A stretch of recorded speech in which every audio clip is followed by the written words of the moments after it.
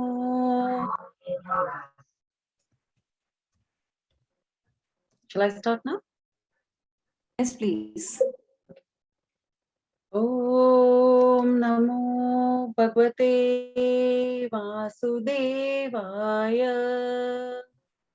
Om Namo Bhagavate Vasudevaya. Om Namo Bhagavate Vasudevaya. So today we are reciting from chapter 2, text 25 to text 48. Text 25. Avyakto yamachintyo yam avikaryo yamuchyate tasmadevam viditvainam nanushochitumarhasi.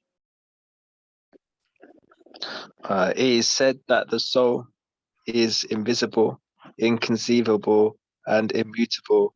Knowing this, you should not grieve for the body. Text 26. Chainam nityajatam nityam va manyase mritam tathapi tvam mahabaho nainam shochitumarhasi. If, however, you think that the soul or the symptoms of life will always be born and die forever, you still have no reason to lament, Almighty Aunt. Text 27. Jatasya hi dhruvo mrutyur dhruvam janma mrutyascha mruttascha cha tasmada pariharyerthe natvam shochitumarhasi. One who has taken his birth is sure to die, and after death one is sure to take birth again. Therefore, in the unavoidable discharge of your duty, you should not lament. Text 28. Avyaktadini bhutani vyaktamadhya nidinanyeva tatra ka paridevana. All created beings are unmanifested in their beginning, manifest in their interim state, and unmanifest again when annihilated. So what need is there for lamentation? Text 29. Pashyati kashchidenam आश्चर्यवदवदति तथान्यः आश्चर्यवच्चैनमन्यः शृणोति श्रुत्वाप्येनं वेद न चैव कश्चित्. Some look on the soul as amazing, some describe him as amazing, and some hear of him as amazing, while others, even after hearing about him, cannot understand him at all. Text 30. Dehi nityam vadyoyam dehe sarvasya bharata tasmat sarvani bhutani na tvam shochitumarhasi. O descendant of Bharata, he who dwells in the body can never be slain. Therefore, you need not grieve for any living being. Text 31. Swadharmapi chavyeksha navikampitumarhasi dharmyadhi yuddha shreyontya kshatriyasya na vidyate.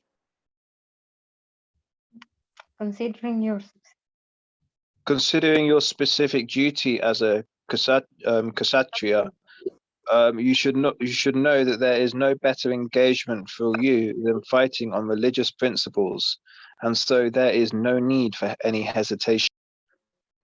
Text 32.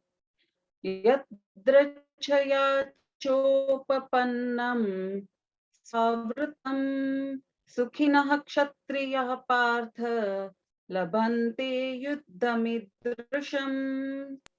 O Partha, happy are the Kshatriyas to whom such fighting opportunities come unsought, opening for them the doors of the heavenly planets. Text 33. Atha chettvami sangramam na karishyasi tatha swadharma kirtincha hitva papam avapsyasi.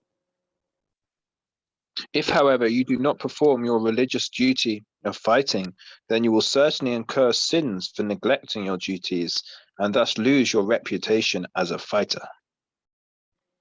Text 34. Akirti chapi bhutani kathayishyanti te vyayam sambhavitasya chakirtim maranaditati richyate. People will always speak of your infamy, and for a respectable person, dishonor is worse than death. Text 35. Payadranadu paratam masyante tvatavahita yesham cha tvam bahumato bhutva yasyasi laghavam. The great generals who have high esteemed your name and fame will think that you have left the battlefield out of fear only, and thus they will consider you insignificant. Text 36. Avachyavadashancha bahun vadishyanti tavahitaha nindanantastavam samartham tato dukkhataram nukim. Your enemies will describe you in many unkind words and scorn your ability. What could be more painful for you? Text 37. Hato va prapsyasi swargam chitva va bhokshase mahim tasmaduttishta kaunteya yuddhaya krita nishchayah.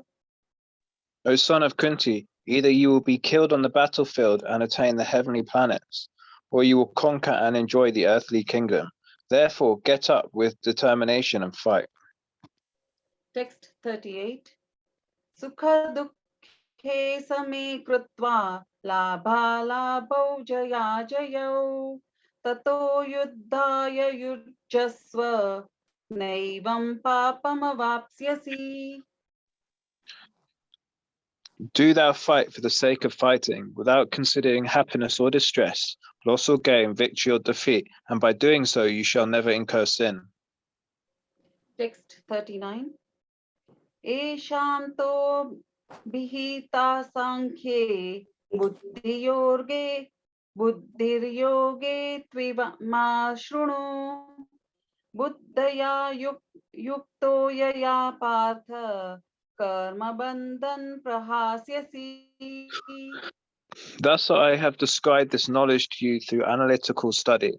Now listen as I explain it in terms of working without fruitative results. O son of Pritha, when you act in such knowledge, you can free yourself from the bondage of works. Text 40. Neha vikramanashoti pratyavayo na vidyate swalpamapyasya dharmasya trayate mahato bhayat. Listen, Deva, there is no loss or diminution, and a little advancement on this path can protect one from the most dangerous type of fear. Text 41. Vyavasadir rekeha karunandanan nantascha buddhayo vyas vasayinam. Those who are on this path are resolute in purpose, and their aim is one. O beloved child of Kurus, the intelligence of those who are irresolute is many-branched. Texts 42 and 43. Yamimam pushpitam vam pravadantya vipaschitah vedavarata partha nanyadastita vadinah kamatmanah swargapara janma karma phala pradam kriya vishesha bahulam bhogaishwarya gatir prati. Men of small knowledge are very much attached to the flowery words of the Vedas, which recommend various fruitative activities for evolution to heavenly planets, resultant of good birth, power, and so forth. Being desirous of such sense gratification and opulent life, they say that there is nothing more than this. Text 44. Bhogaishwarya prastakana. Sorry. Bhogaishwarya prasaktanam tayapahyuta chetasam vyavasayaktati ma buddhim samadho na vidiyate. In the minds of those who are too attached to sense enjoyment and material opulence, and who are bewildered by such things, the resolute determination for devotional service to the Supreme Lord does not take place. Text 45.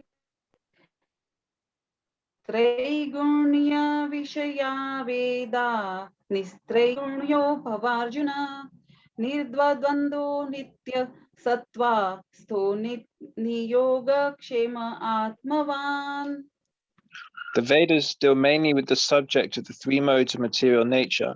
O Arjuna, become transcendental to these three modes, be free from all dualities and from all anxieties for gain and safety, and be established in the self. Text 46. Yavanartha udapani sarvata sampaluktodake tavan sarveshu vedeshu brahmanasya vijanatah. All purposes served by a small well can at once be served by a great reservoir of water. Similarly, all the purposes of the Vedas can be served to one who knows the purpose behind them. Text 47. Karmanyevadhikaraste ma phaleshu kadachana ma karma phalaheturbhur ma te sangosva karmani. You have a right to perform your prescribed duty, but you are not entitled to the fruits of action. Never consider yourself the cause of the results of your activities, and never be attached to not doing your duty. Text 48. Yogastha kuru karmani sangam tyaktva dhananjaya siddhaya siddhayo samo bhutva samtva yoga uchyate. Perform your duty equiposed, O Arjuna, abandoning all attachment to success or failure. Such equanimity is called yoga. Hare Krishna. Thank you. Hare Thank you so Krishna. much. Thank you, Liu Prabhu and Alka Mataji. Thank you very much. We have Nandrane Mataji on call.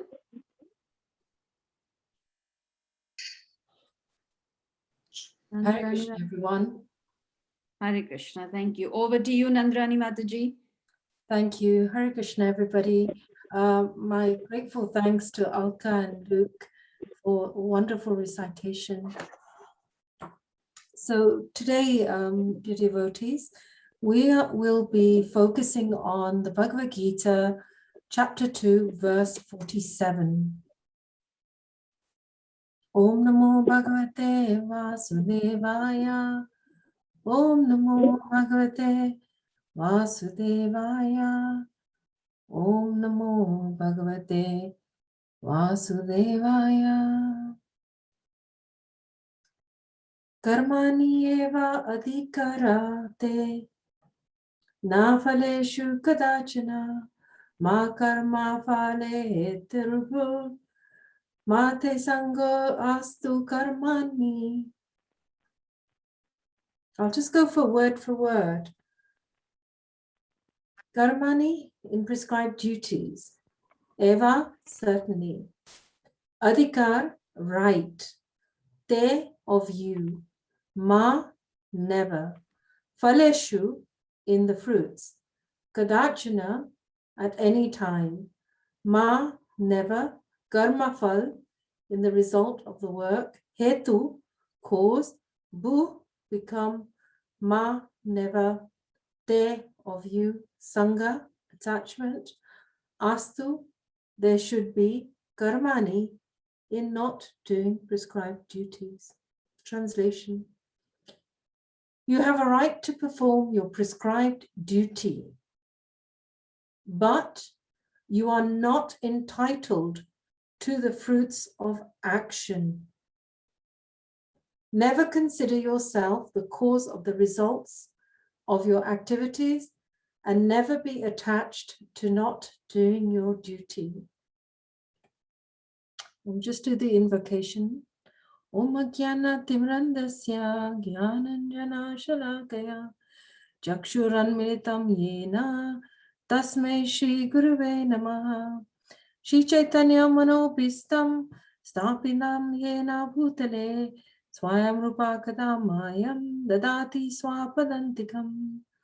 I was born in the darkest of ignorance, and my spiritual master opened my eyes with the torch of knowledge. I offer my respectful obeisances unto him.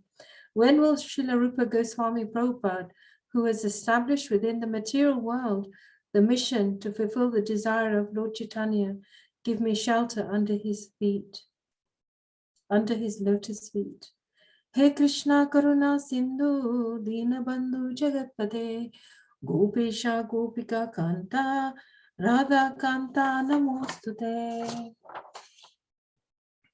Oh, my dear Krishna, you are the friend of the distressed, the source of creation. You are the master of the gopis and the lover of Radharani. I offer my respectful obeisances unto you. Tapta Kanchana Gaurangi Radhe Vrindavaneshwari Rishabhanu Sute Devi Prananami Hari Priya. I offer my respects to Radharani, whose bodily complexion is like molten gold, who is the queen of Vrindavan. You're the daughter of King Rishabhanu, and you are very dear to Lord Krishna. Vanchakalpatarubhyascha kripa sindhubhya eva cha patitanam pavanebhyo Vaishnavebhyo namo namaha. I offer my respectful obeisances unto all the Vaishnava devotees of the Lord and those present here tonight on this Zoom call. They can fulfill the desires of everyone, just like desire trees, for they are full of compassion for the fallen, conditioned souls.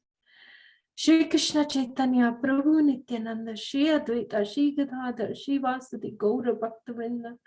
I offer my obeisances to Shri Chaitanya Prabhu Nityananda Shri Advaita Gadadhar Shri Vas and all the others in the line of devotion. Hare Krishna Krishna Krishna Hare Hare Hare Ram Ram Ram Hare Hare. Mukam karoti vachalam pangalangate girim yat kripatam aham vande paramananda madhavam.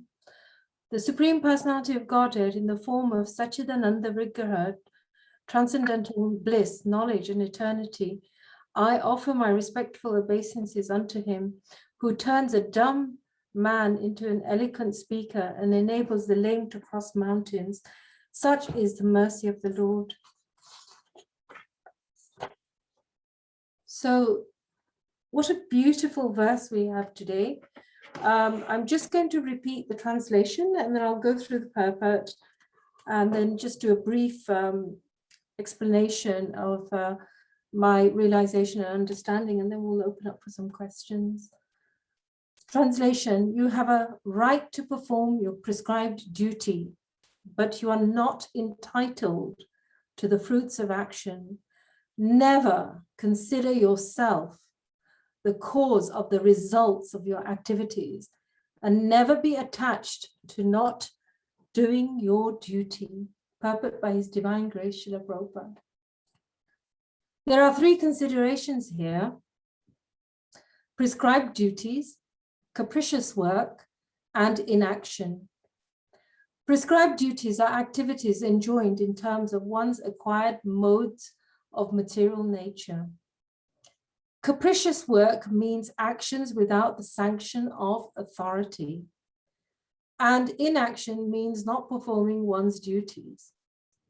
The Lord advises that Arjuna not be inactive, but that he perform his prescribed duty without being attached to the result. One who is attached to the result of his work is also the cause of action. Thus, he is the enjoyer or sufferer of the result of such actions.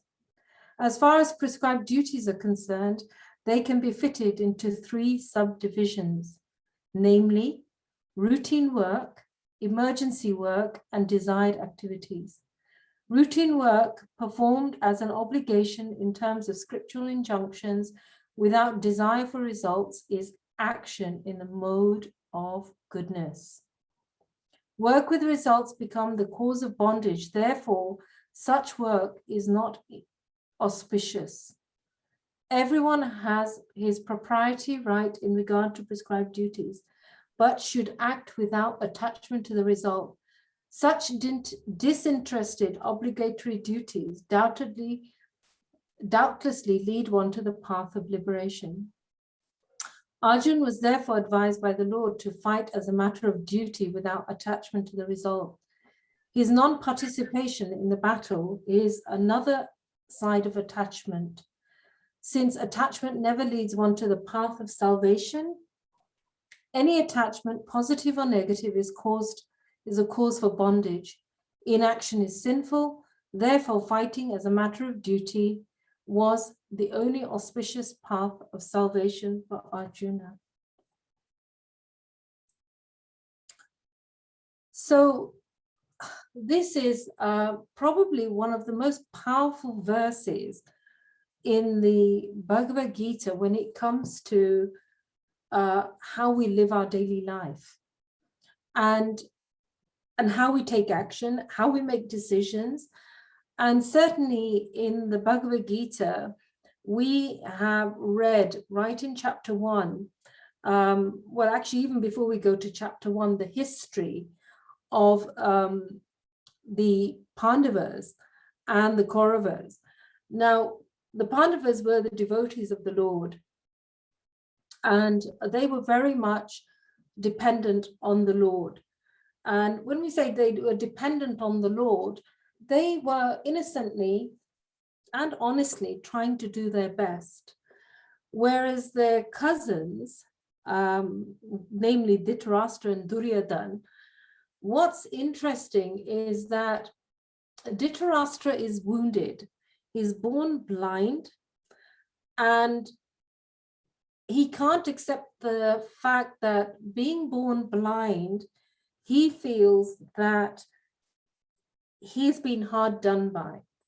But anyone who can understand that in the court of the whole world, because remember at that time we're talking about, the Kurus being, not the Kauravas, but the Kurus being the leaders of the planet. You can imagine someone who's ruling the whole world. Not only do they have to be physically, emotionally, and spiritually robust, but in the situation with Dhritarashtra, he is, he's maximizing on the opportunity that whilst he is taking care of the throne because his brother, who was the king, had died, and taking care of the throne until his nephews are old enough so he can hand over. He doesn't want to be accepting of this because he's got so used to being the leader. Now, in the time that he is blind means that he was blind, not just physically, but spiritually, emotionally. why was he emotionally blind? Because he was hung up on the fact that whatever the situation was, he's the one who wanted to be the controller. And so instead of handing over the throne at the right time, Dhritarashtra thinks, well, I've got my son, perhaps we can get in there, and it becomes controlling. The family become controlling, the Kauravas, and they want to take hold of the kingdom. They're not really worried about how they're treating Arjuna, which is why Arjuna is perplexed, because he's in this dilemma. He's born a Kshatriya. He has to fight as a Kshatriya. It is what he was born into. It was according to his modes. He was trained from a young age. And now he's saying, I don't want to fight, because, even if they're in the wrong, I want to just wither away and allow them to have that, because I can't bear the thought of confrontation. I can't bear the thought of the people I once loved. I'm going to have to confront them. Better I give them the kingdom and just live a pauper's life. And here the Lord is saying, well, actually, that's not the case. You have to, in your position as a Kshatriya, fight to do your duty. And your duty is that you were born as warriors and as leaders. And as leaders, you can't shrink away. Even if it's in the most difficult situation, you have to confront the situation and do your duty. Arjuna is a bit perplexed, because he's thinking, well, I don't want to have this confrontation, because it means that people I love will die, and it will mean that I will eventually have the kingdom, but I can't face the fact that I'll end up enjoying it or not enjoying it, knowing that others have died. And so here in this verse, the Lord is saying, you have a right. Everybody has a right to do their duty, but you're not entitled to the fruits of action. Never consider yourself the cause of the results of your activities, and never be attached to not doing your duty. Now, when we study the nature of the soul is Satchidananda Vigraha, and the soul's nature, ultimate nature in the spiritual world is to serve the Lord. But when we have a contaminated consciousness, the contaminated consciousness is that the ego tells us, I'm in charge, I can't depend on God, and I can enjoy separately from the Lord. And that's what Duryodhana was thinking, because he could see Lord Krishna was the Supreme Lord, but he didn't want to accept that. What he wanted was that his consciousness was, I'm not safe, I haven't got enough unless I have the whole kingdom. So that's the whole premise is, I haven't got enough. Whereas here, what Lord Krishna is saying to Arjuna is, forget the results, because when someone who doesn't do their duty, and here Srila Prabhupada says, one has to do their prescribed duties according to the modes of material nature. So what is according to the modes of material nature? Those, when we look at Varnashram Dharma, there are those who are naturally inclined to be teachers, advisors. Then there are those who are rulers, who are courageous, strong, take things on the chin. They're generous, but they're also, they put order in society. Then there are those who are, entrepreneurs who like to do business. And then finally, there are those who do service, who work with their body, their arms, their legs, in terms of doing menial physical work. So here Krishna is saying, whatever you're inclined to, you need to do that duty. So if you stray from not doing your duty, the first thing is we will not feel happy within ourselves, because part of doing your duty is knowing that, why was I here? What was I born to do? And you have a natural inclination to do something. So for example, if someone is naturally a teacher, they'll struggle being a manager, or they'll struggle to be an entrepreneur. But if somebody's born with those skills, entrepreneurial skills, who have an interest, they'll find it very difficult to be a teacher. So here, Krishna is also telling us about our gifts and talents. It's an awareness that what are your duties? If it's in terms of work, in terms of your modes of nature, and of course, in terms of the body you have. So whether you are physically a mother, if you are a child, nobody can get away from doing their duties, because if you don't, it's considered inauspicious. Capricious work means haphazard. Oh, I fancy doing this. I don't care about the consequences. Let me have a go. Capricious is a sense of, in some ways, it's like almost cheating yourself and cheating others. So pretending to do capricious work never, it never lasts, and it's never sanctioned. So sanctioned work means being aware of your duty and doing your duty. And then here Lord Krishna also says activities that by not doing your prescribed duties, so running away from your duties, is equally disturbing. So I was thinking, ladies and gentlemen, dear devotees, that what is it? Why does Lord Krishna really emphasize on doing your duty? And I suppose one of the things I think about, when I was a lot younger, and maybe in a career, or particularly in life or relationships. We're talking about relationships as, being a daughter, a mother, maybe mother-in-law, maybe a sister. We all have our responsibilities in those relationships. And if we run away from them, we can see how, as challenging as they are, doing your duty and doing it responsibly enables us to keep society together.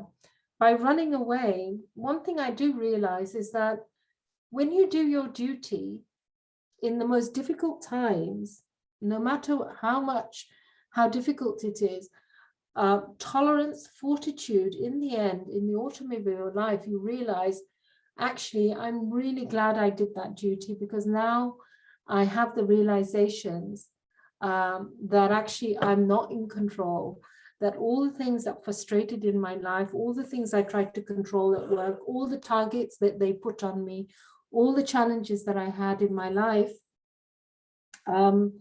ultimately, all I really had control over was doing my bit. The outside periphery things, other people's decisions, other people's opinions of how well you're doing, factors beyond our control, like St. Francis of Assisi, he said, help me to do what I can, and to let go of what I don't have control over. So finally, here the Lord is saying that, do your duty, but don't be attached to the results. How many times are we attached to being a good parent and expecting the fruits of good children?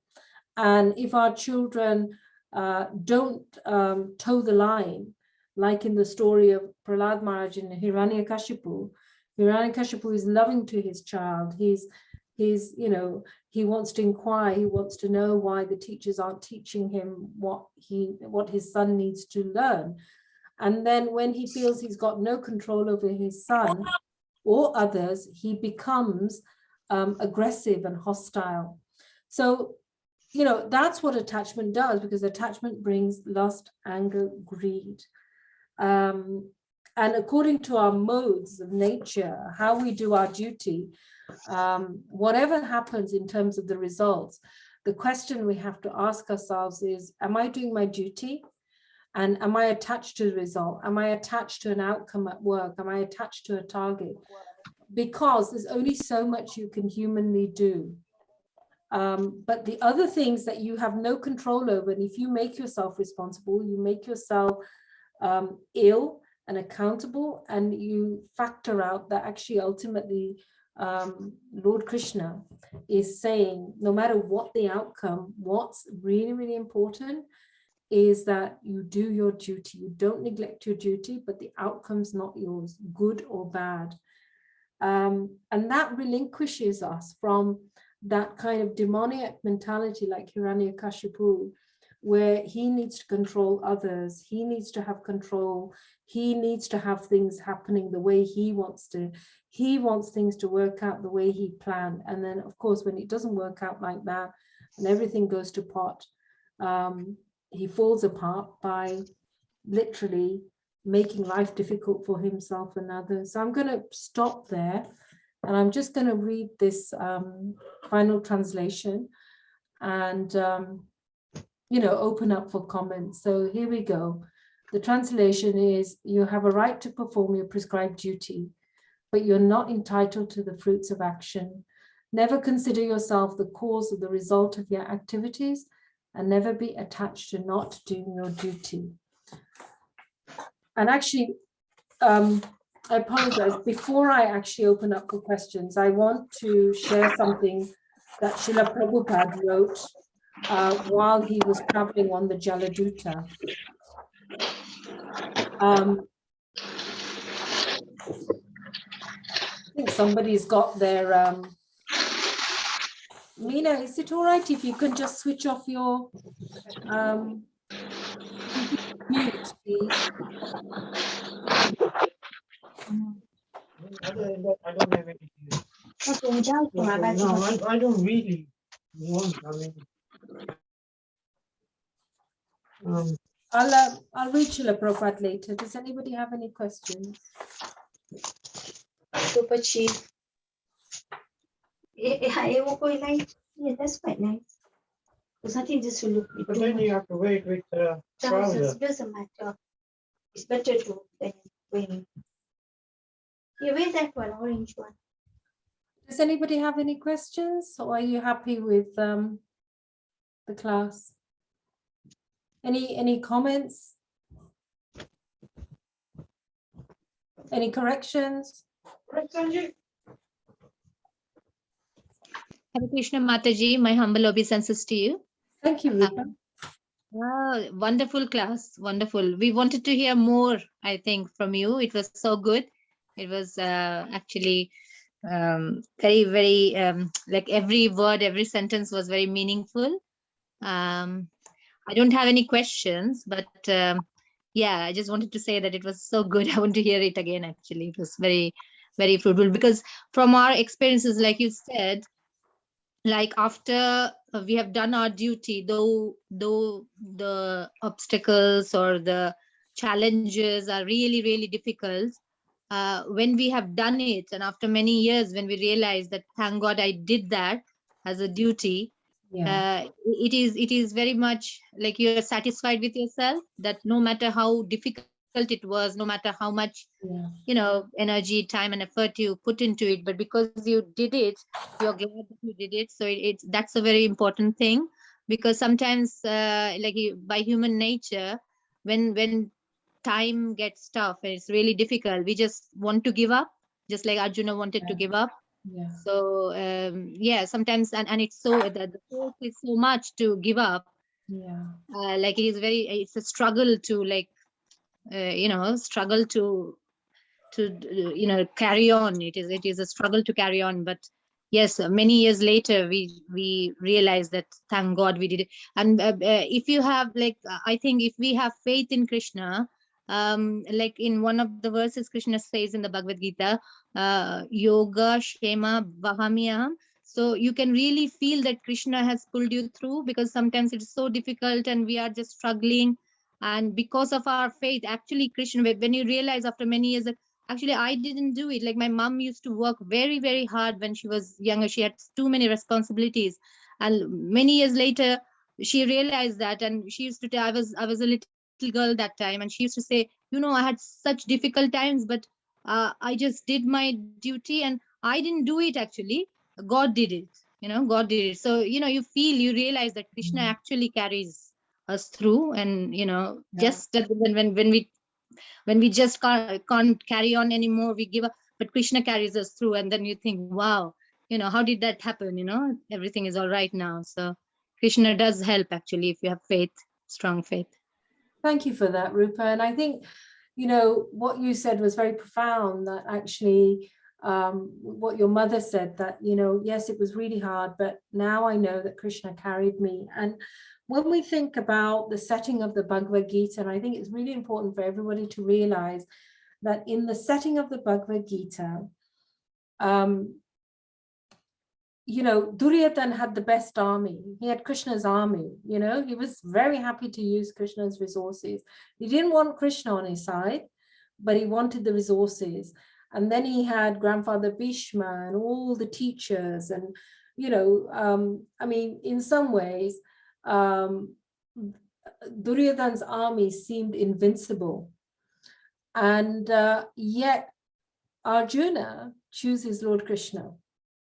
And that's the moral here, that when we do our duty, we do it for Lord Krishna, and we allow him, in that verse, that, I do it as a service to you. The results are yours, the good or the bad. It actually relinquishes us from the challenge, because the ego tells us at the ego level, at the low self-esteem level, it tells us you're a loser, you did really badly, look at this, look at how your kids have turned out, look how your life's turned out, look how much money you lost, look what happened to your career, blah, blah, blah, blah. Because it's the ego's nature to be destructive. It's destructive in one way or another. If it doesn't try to have control over you and put yourself down, then it will do that with others. Whereas what this is saying is that for all of us, we don't need to compete. We don't need to be better than anybody else. We just do the duty of what our prescribed duties, our gifts and talents, and leave the drama to the outside world. And whatever happens in the outside world, we go in a way that Krishna, when we take Krishna with us, like Arjuna did, the Lord was driving his chariot. If we surrender to the Lord and say, look, my Lord, you take the chariot, and it's only when the Lord came off the chariot and Arjuna comes off the chariot had completely disintegrated. All those arrows and all those weapons that were hurled at Arjuna at the chariot, the Lord, with the Lord's presence, he was being protected and he did his duty, but the outcome wasn't his. And so it's very hard in this world. The ego likes regret. The ego likes to tell us it's somebody else's fault. The ego likes to tell us this is just too much, I can't tolerate it. But Krishna tells us, tolerance, steadfastness, being equiposed. How can a devotee become equiposed? They know that Krishna, I'm doing this for you. And it relinquishes us from that huge responsibility that actually, good or bad, so let's say you're a surgeon and you go in. We've got a whole society of, well, I'll blame the doctor, doctor is negligent. But actually, we have no control over what other people think or feel. We know that what our intention is. We go in, we offer the results to Krishna, and whatever the challenges come, let's have trust that if Krishna wants us to stay in something, we will. And if he doesn't, we won't. But it takes us away from, certainly in the autumn of our life, we can sleep well knowing actually, I don't have to control anything. I don't have to control anyone. All I need to do is wake up, connect to the Lord in my heart, know that the Lord is in everything and everyone, and know that my prime duty is to develop a relationship with the Lord, not to accumulate things, not to fight wars and battles, that actually when we die, we ask ourselves the question, did it really matter? Yes, Mataji, thank you very much. That was wonderful. Absolutely. Hare Krishna. Thank you. Thank you. Mata. Hare Krishna, Mataji. Thank you for the session today. I had a question. I was just wondering if you agree, like whether like you're talking about like sort of our talents and performing our prescribed duties, and is it correct to say that like what we're good at or what we perform is here to serve a purpose of our duty or to serve Krishna? Because like thinking back to it, Arjuna, like when Krishna disappeared, didn't Arjuna, he just got beaten up by a bunch of farmers, like after having just like taken battle in the Kurukshetra war. So it just kind of shows that like really like what nothing really belongs to us, like even what we're really good at. So are you able to like elaborate on that a little bit, like how you feel about that? Yeah, sure. I can elaborate on that, Luke. Tell me what your intention is in terms of the question, so I can really direct it perhaps with some precision. Okay, so I was just thinking of Arjuna, like how powerful he was, like he battled against Shiva, and so Yeah. he battled against sorry, yeah, I'm sorry, but Yeah. to interrupt you, okay, he battled against Shiva and he had all this power and like, Yeah. but really like it didn't belong to him because it all disappeared. Yes.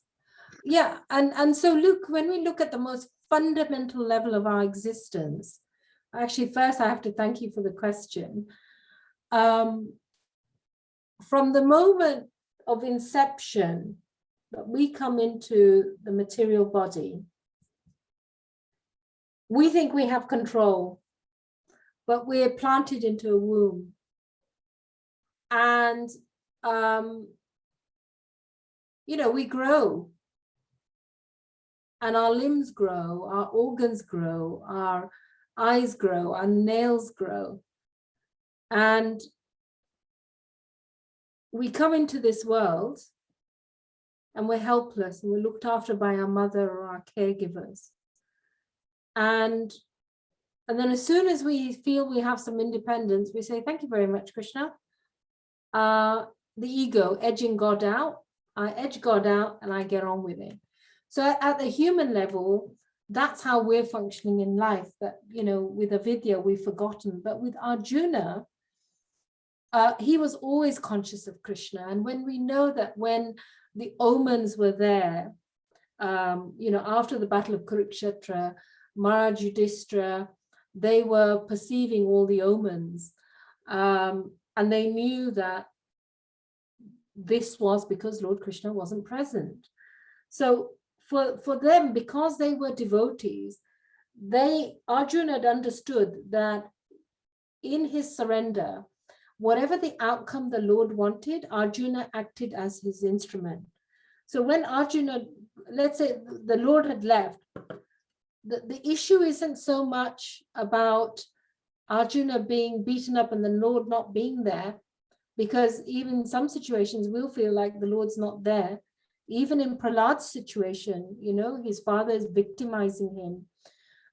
What Arjuna, of course, Arjuna, he struggled with that, but it's the attitude of the devotee that in any minute we can be, whatever power we have, even Hiranyakashipu's power, even our ability to walk, to eat, to move, when we go to sleep, we're inactive, but who is it that wakes us up?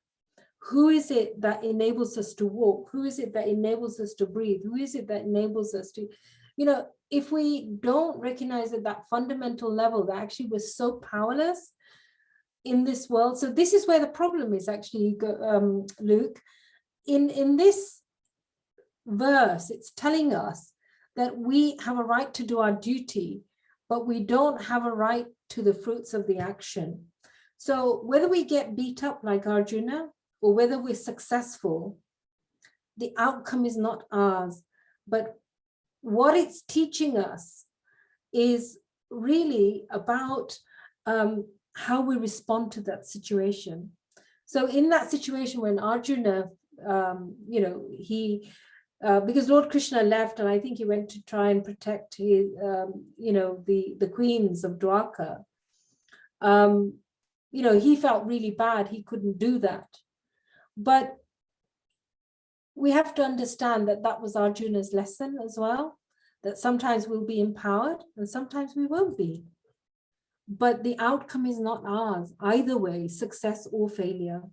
And that was Arjuna's lesson, that he had to contend with that. So how many times have we been successful in something and then we've tripped up? Or somebody at work all of a sudden on a whim says, hey, you don't cut the mustard anymore. It's this material world, I remember my mother saying, it's like a knife's edge. We don't know from one minute to another. And that's why we can't take ourselves so seriously.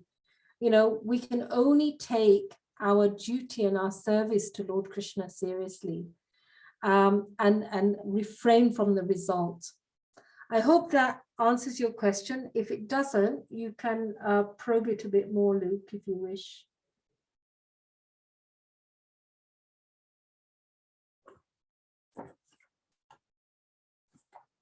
Hi, Krishna. Thank you very much for your insights on that. It was very helpful. I mean, if we're in that situation, Luke, and all of a sudden we think the Lord has forsaken us, what's our consciousness? The Lord never actually forsakes us. But if we're at the low level of ignorance, we will feel grief, we'll feel tragedy, we'll feel that God is condemning, God has abandoned me, that maybe God is vengeful. We will feel anger, we'll feel regret, we'll feel despondency, we'll feel withdrawal. We may feel all those things, but the question is, how quickly can we get to a state of consciousness where we begin to have courage to know that actually whatever is happening is for our highest growth, for our highest truth, and our highest lesson. And after all, we're in this material world to learn, to rectify ourselves, that unless we do our duty and not be attached to the results, we will become very unhappy. And often very rich people will show us in life. Who was that very famous actor who said, I wish everybody could be famous, I wish everybody could be rich, because when they get to that stage, i.e. success, then they know that's not going to make them happy.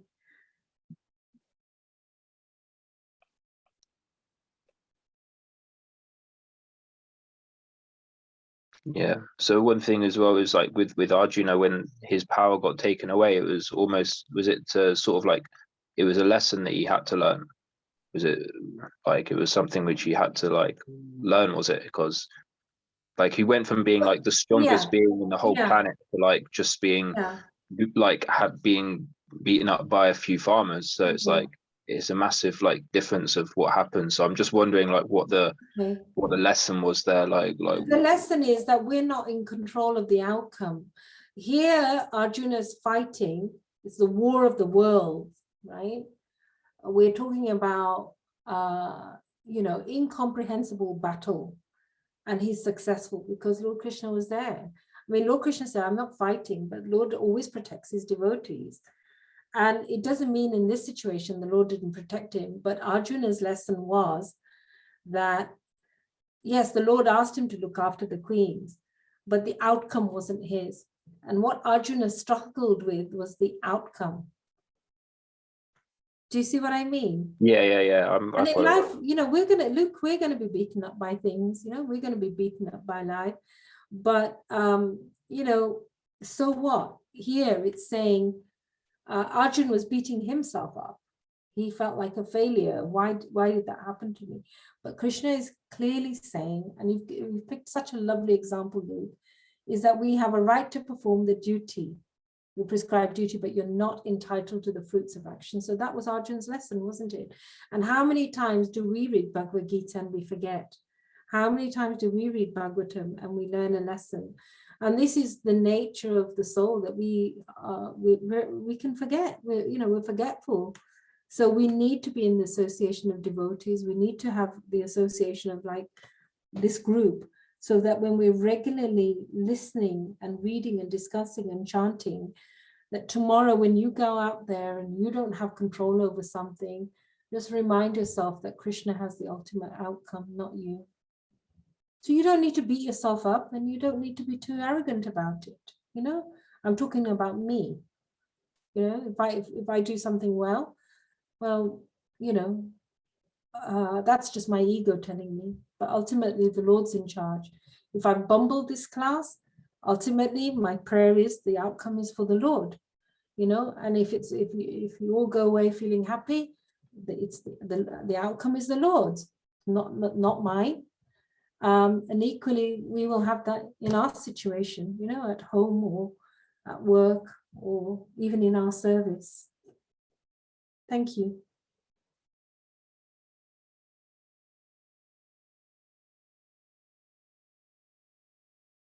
If we do try to control it, then with attachment comes lust, it comes anger, comes greed.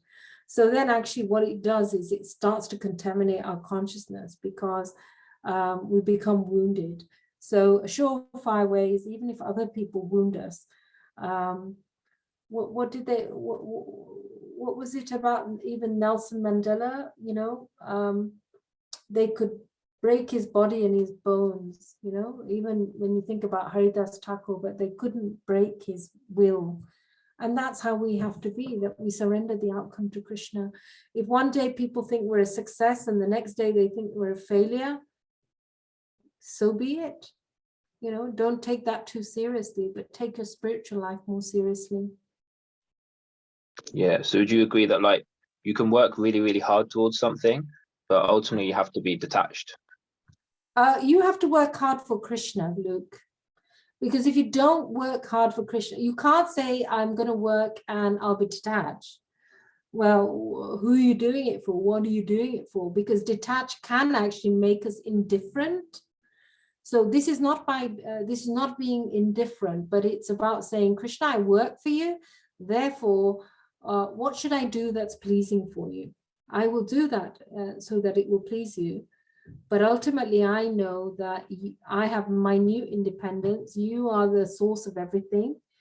I leave the outcome to you. And so that's detachment, isn't it? That we do whatever we can in a way that we think, act, be, and do that's pleasing to the Lord. So doing your duty and being detached means I can do my duty, but I can walk over people. I can be unkind, but I was doing my duty. But actually what we're doing is, you know, in each situation, it will be different. What we have to say to ourselves is, Krishna, please help me. I'm going into this situation.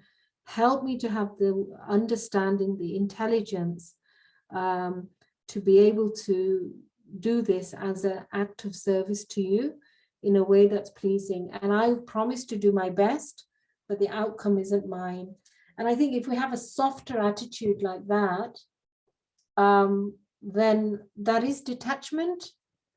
That's a more appropriate detachment than someone saying, well, I'll do it and I'm detached. And actually, if we have that attitude in the family, or if we have an attitude at work or in our relationships, we can appear impersonal.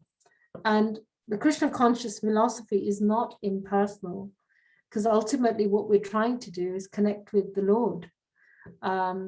It's a very personal philosophy. Does that help, Luke? Yeah, so would you mind just repeating that last bit that you just said? Because I didn't quite catch it. Well, I'll try and remember it because I'm trying to just be an I'm instrument. sorry, I got disturbed as you were speaking. I'm sorry.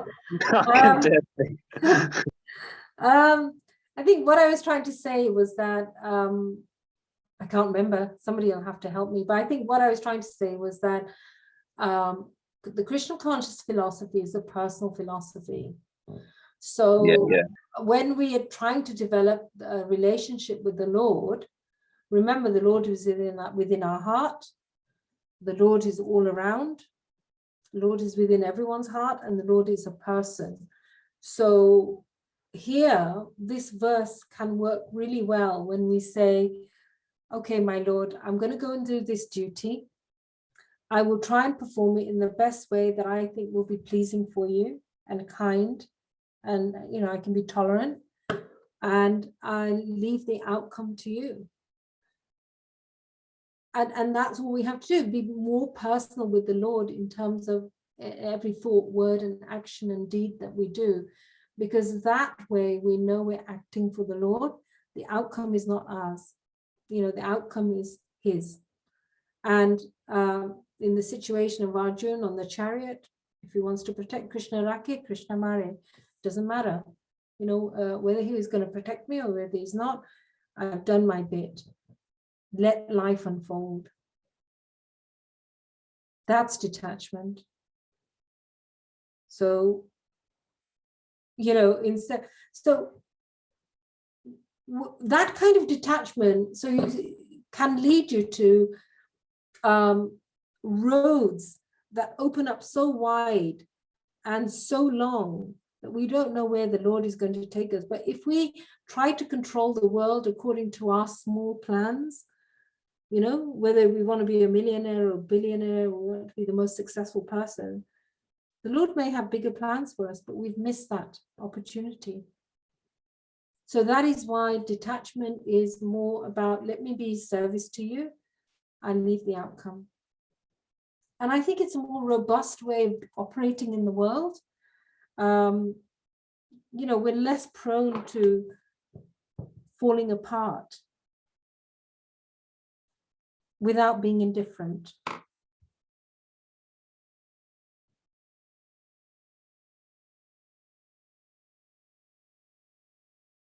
Is that okay? Is there anybody else who wants to contribute, or do you think, Mother Kumari, it's time to stop?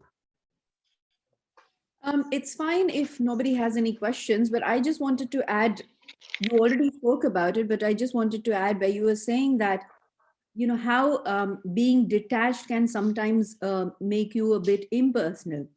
But the point is that when you put Krishna in the center, you start doing everything to the best of your ability, because you're doing everything as an offering to Krishna. And when you're offering something to Krishna, obviously you will want to do the best. But at the same time, realizing that because you're not the controller, so the results really don't matter. It is the endeavor that is important.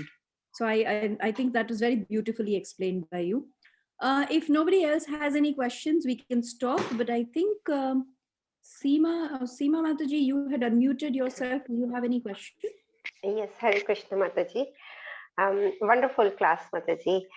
I just have a question. It's not like for us who actually understand about Krishna and Krishna consciousness. I'm just asking from the point of view of a child. You know, when the children are little and we just ask them to work hard, like just to work hard towards their exams so that they get good results. Yeah. But in here we are discussing that we should work and not care about the result, because result is in Krishna's hand. So how to communicate or how to send this message to the little ones? Is that possible in any way? I'm trying it hard to understand how to tell them. It's a beautiful question, Seema. And coming back to Mother Kumari Mataji, who said, it's our attitude, you know, how we do it in terms of serving and pleasing Lord Krishna. So when we think about our children and we think about the huge responsibility that parents carry in terms of their duty to raise their children in a wholesome way, to encourage them, to enable them to be successful in their spiritual life, in their material life, you know, in their emotional well-being, in their physical well-being, nurturing them, guiding them. You know, it's a huge, huge responsibility. Now, when it comes to exams, I mean, one thing I will say to you, because I mean, as a parent and as a teacher and as a head teacher, is from my personal experience and professional experience, is that as parents, we have to be very careful of what we're projecting on our children. One parent can say, you know, work hard and do well. And that could be from a very benevolent, you know, do the best you can. And I'm here to support you. If you need any help, you know, let me know. I understand that whatever you do will be your best. But then there'll be another parent who will feel, you know, for example, anxiety.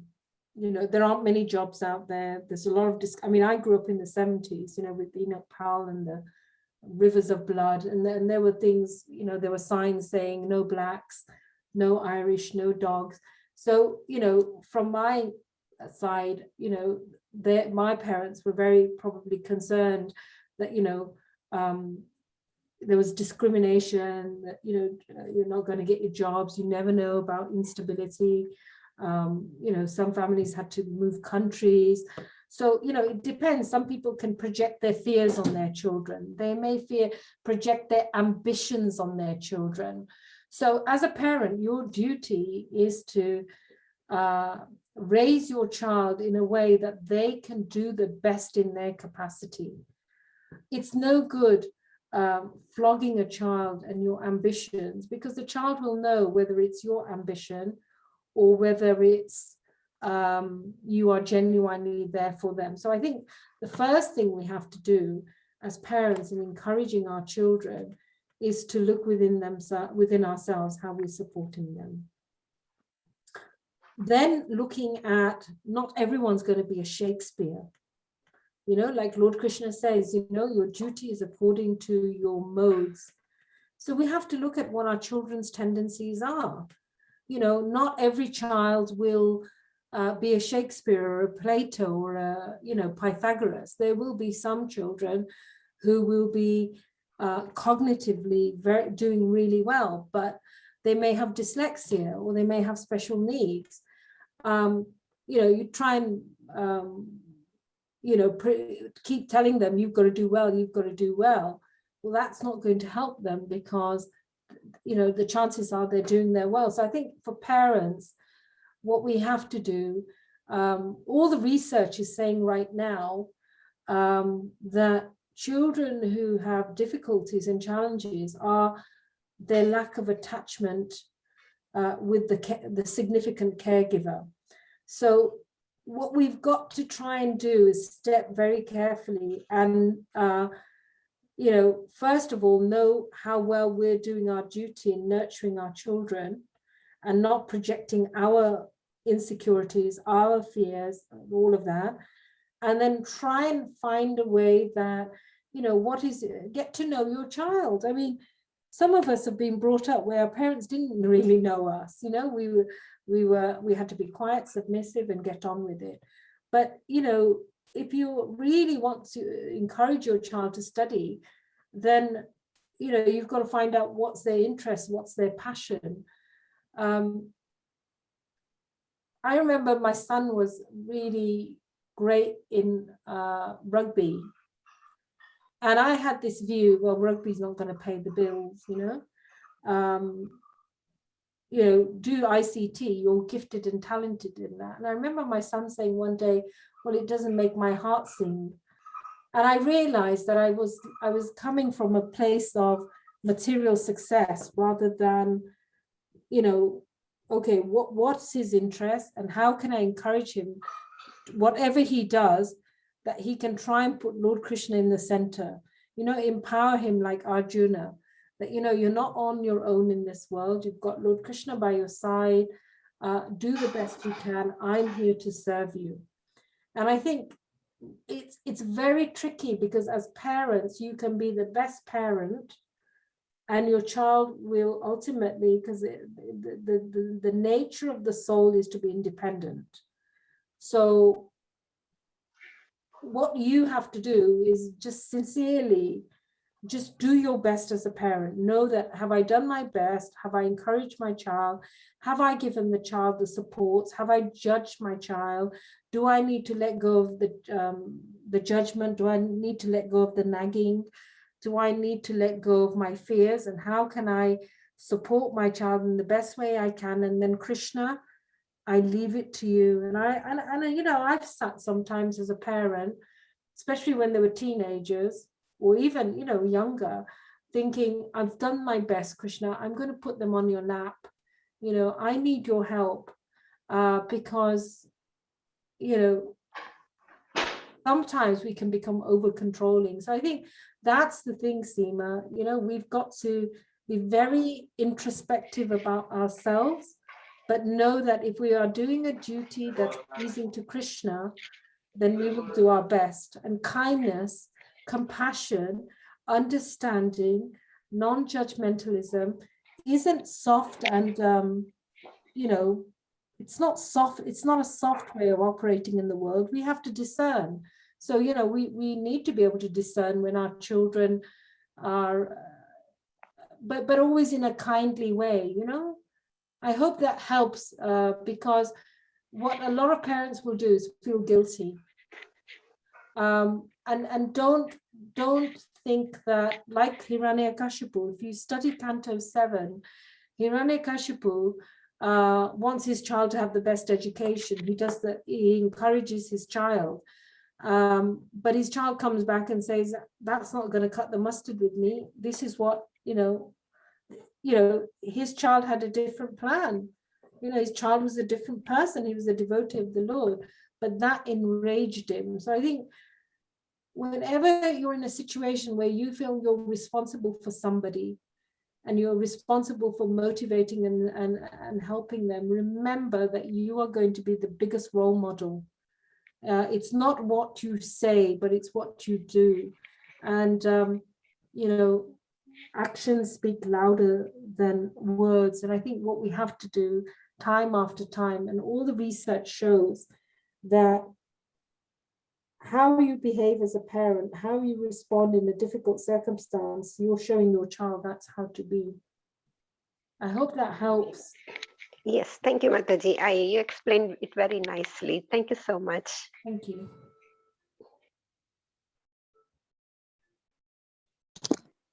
Thank you, Mataji. That was wonderful. I didn't catch the, you said the recent research shows children who have difficulties have no attachment to the caregivers or attachment to the caregivers. No, what I was saying, Rupa, is that it's very important as parents that we, find ways of making sure our children are not detached from us emotionally. Okay, emotional detachment comes when we're judging. We've got very high expectations. We're not really listening to what they want. We're not fanning their gifts, their talents. We're not, that's what I mean. That, it's, if we, just like this, as parents, we have the right to do our duty, but the outcome is not ours. And sometimes we think our outcome is in controlling others, including our children. But actually, the most important thing is, we have to have that emotional understanding and connection, which it comes back to earlier, having a personal relationship with the Lord. The Lord is in everyone's heart. The Lord is within our heart. And in each situation, again, we surrender to the Lord and ask him to help us to do the best in that situation, and then let go. But being conscious of our own stuff, you know, if we're projecting our stuff, the chances are, you know, we may be making things more difficult than helping. You know, I totally agree there, Mataji, about being a parent. And we all carry anxiety because we ourselves had mixed messages from day one. And so the child actually teaches us if we are in tune with them and we actually listen. That's the key thing. You listen to the child, not only what they say, is how they behave, is listening in an emotive way, and actually allow them to be a child. I remember my daughter saying when she was early teens, Mom, you have to let me make my own little mistakes, because her friends were going to the park and, you know, and wanting to be out late. And I was trying to put a stop to it in a nice way. But, you know, she turned around when she was 21 and said, I'm so grateful the way you brought us up, to me and my husband, that you have actually showed me the way, and I'll bring my children up the same. And I was so touched with that. So I think is listening to them and going along with them in a way, you know, that you don't destroy their trust. Yeah. In any way, yes. Yeah. No, thank you for that, Jolie.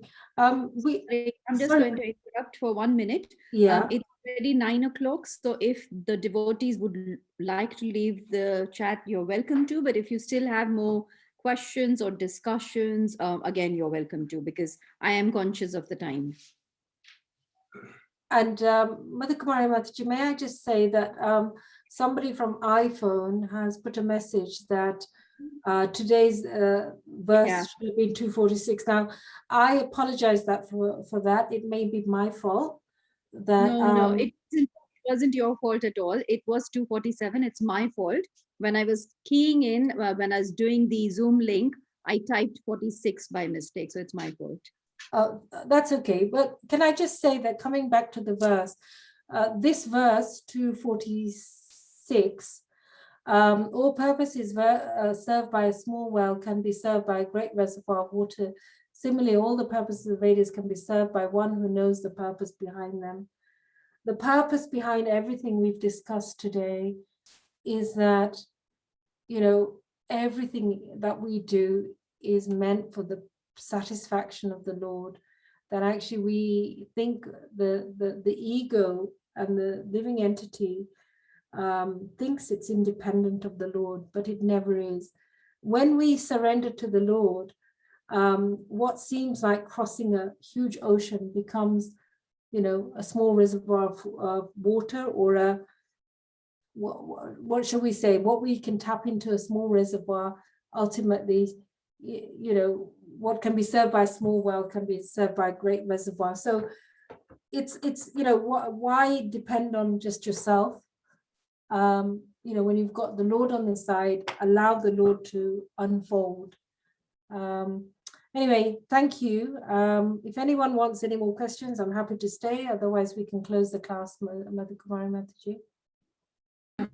Yes, unless somebody has any burning questions that you need answered. Otherwise, yeah, it is 9:05, so we can maybe end the class. Thank you, Nandrane Mataji. Again, it was a wonderful, wonderful session. And like I said last time, we hope to see you more often. And I'm sure the devotees, everybody enjoyed your sessions. You've got so much knowledge to share with all of us. So we hope to see you again very soon. Thank you so much for taking your time out. You're very grateful for this. Thank you, Mother Kumari Mataji, and my humble obeisances to everybody. Vancha Kalpataru Vyascha Sindhu Pati Tanam Pavana Hare Krishna, everyone. Hare Krishna. Hare Krishna. Thank you so much. Hare Krishna.